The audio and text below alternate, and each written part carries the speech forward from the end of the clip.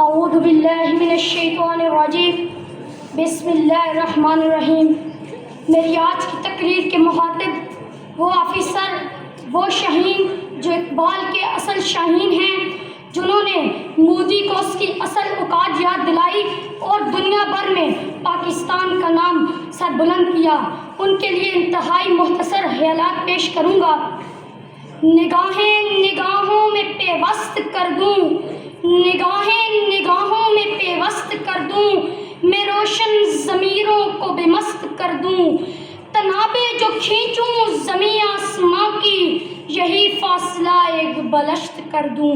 صدر محترم، اصحاب صفا سے لے کر اہل بدر تک، فدیان اندلس سے لے کر پاسداران فلسطین تک، غازیان کشمیر سے شہدائے بونسیا تک، شجاعت کے زمانے، عظمت کے فسانے، پرواز کے رزمیے اور عروج و زوال کے قصیدے اور مرثیے پکار کر کہہ رہے ہیں، پرواز ہے دونوں کی اسی ایک فضا میں، پرواز ہے دونوں کی اسی ایک فضا میں، گرگس کا جہاں اور ہے، شاہین کا جہاں اور ہے۔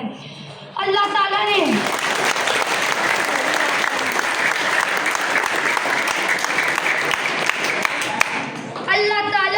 اس قوم کی حالت نہیں بدلتا جب تک وہ قوم خود اپنی حالت نہیں بدلتی۔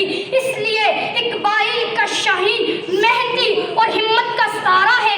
اقبال کا شاہین زمین کی پستیوں سے اٹھ کر عرش کی بلندیوں تک پہنچنے والا ہے۔ اقبال کا شاہین راستے کے پتھروں کو ہٹانے اور درد مندوں کے زخم پرونے اور خوشیاں بکھیرنے والا ہے۔ قوت بازو پر بھروسہ اور کشکول توڑنے والا، کبھی ہمت کی تنویر تو کبھی وفا کی تصویر، اور وہ قوم کو تعمیر و ترقی کی راہ پر گامزن کرتا ہے۔ مشکل کو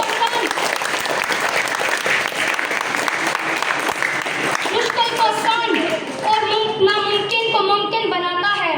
نہیں تیرا نشیمن قصر سلطانی کے گنبد پر، نہیں تیرا نشیمن قصر سلطانی کے گنبد پر، تو شاہین ہے بسیرا کر پہاڑوں کی چٹانوں میں۔ مسکراتے ہیں جو حوادث پر منزلیں ان کو راہ دیتی ہیں، مسکراتے ہیں جو حوادث پر منزلیں ان کو راہ دیتی ہیں، اہل ہمت کے آشیانوں کو بجلیاں خود پناہ دیتی ہیں۔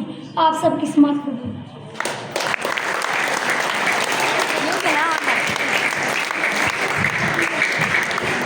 ماشاءاللہ، یہ تھے آقب جو تقریر پیش فرما رہے تھے۔